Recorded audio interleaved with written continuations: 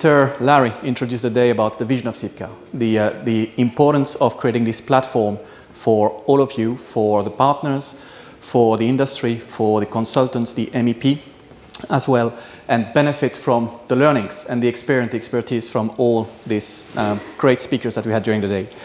Then we entered straight into the importance of technology changes in our industry and how the building importance in the economy combined with the technology brings a lot of importance of the assessment and the improvement of the buildings, thus creating the SPIRE framework and the signatory ceremony that we had today. That was followed with two key sessions on fire detection and fire suppression. The first one from Mr. Mather was really focusing on smart fire detection, importance of mobility solutions, networking, ease of use when it comes to detecting fires and making the use of all the fire protection systems much easier for everyone. Mr. Zauzetto talked to us about the containerization of the fire suppression and the importance and the scalability of the approach from Sanco, which is containerizing the capacity to suppress the fire across the different countries and industries they do operate in. Following these two initial sessions, we had a panel discussion with 4 extraordinary speakers where we looked at the regulation changes, the operating model, the business model changes that are driven by 3 key factors. The first one is the technology. The second one is the abundance of data and the way that can impact the way we work, the personalization, the customer centricity, the monetization of this data, and finally, the impact on the regulation through the exposure on cybersecurity, cyber safety, cyber risks, and the data protection itself, which are essential for the future.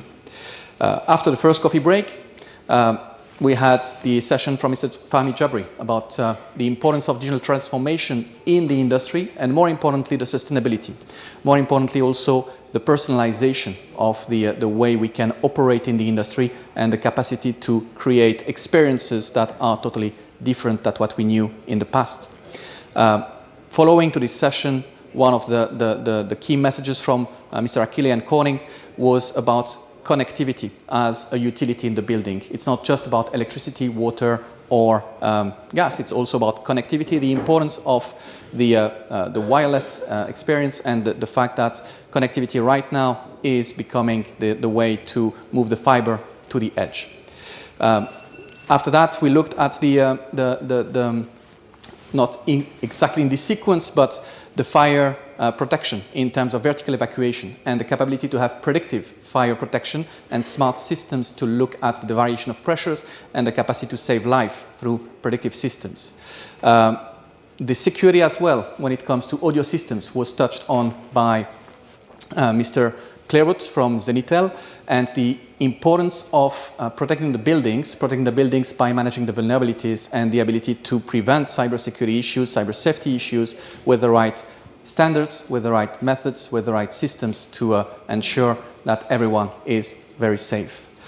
It's not just about this, it's also about the way to use technology for a better use of the smart building platforms, and that was the key message from Mayflex and Mr. Krishna on ensuring the understanding that data can be used both sides, both from the tenants and the landlords, and as well the workspace users, and the importance of the IoT and the way to look at the structured cabling in a broader way and use the data in the right approach.